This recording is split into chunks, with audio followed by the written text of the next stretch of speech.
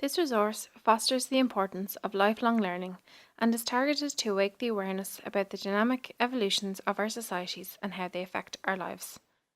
The need to cope with transition phases or to make important decisions or unexpected changes in our own personal living condition are situations that can happen to each of us. In these cases, suggesting to face these challenges as opportunities to improve themselves, guidance pathways and new learning occasions can be a good starting approach.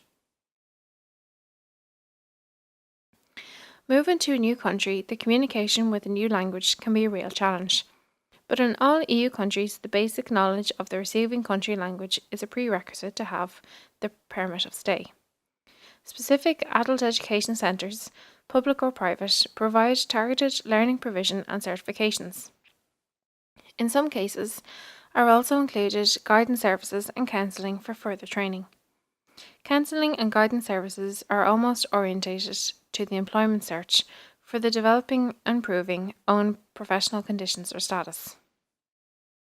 Counselling and guidance services are often provided by a vast audience of social actors, public and private, and they are targeted to the counselling aims, like schools and universities, education guidance, healthcare services, family support and women health prevention, social care services, psychological support and inclusion interventions, training and employment agencies, further training, validation of prior learning and job search, chambers of commerce or sectoral associations, self-employment and entrepreneurship, etc.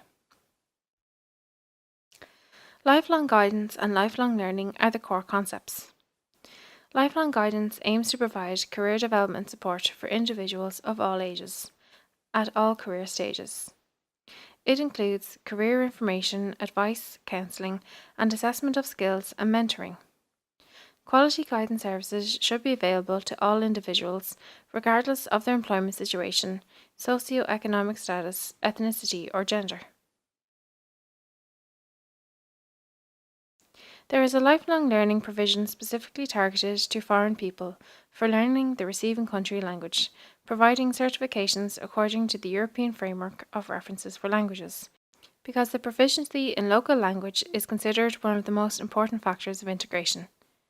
Ensuring equal access to education and training is essential so that every individual, regardless of his or her origin, social economic status, mental or physical condition, gender or age, can benefit from tailored learning opportunities. Access to lifelong learning is a matter of equal chances to participate fully in society, get high quality jobs, and achieve personal development. The European Union has developed several frameworks for education. The most famous ones are the European Qualifications Framework, or EQF, the Europass, the European Key Competences Framework, the ECTS, and ECVET credit systems. Other tools are being developed, such as ESCO, that may influence policy reforms in countries.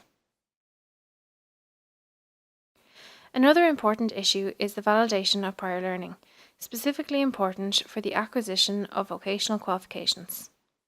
Mechanisms to validate non-formal and informal learning contribute to tackle unemployment and achieve a better match between jobs and skills by acknowledging those acquired outside the formal education system.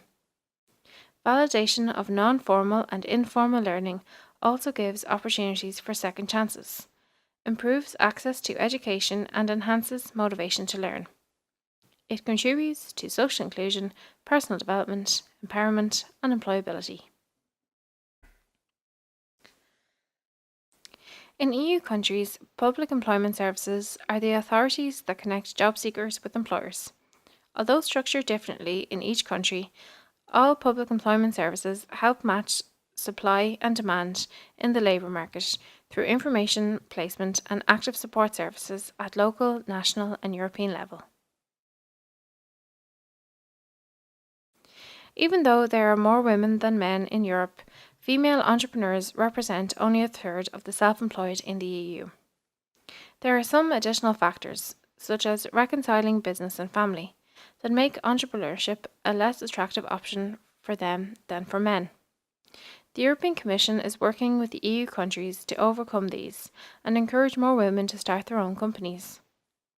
Female creativity and entrepreneurial potential are an underexploited source of economic growth and jobs that should be further developed.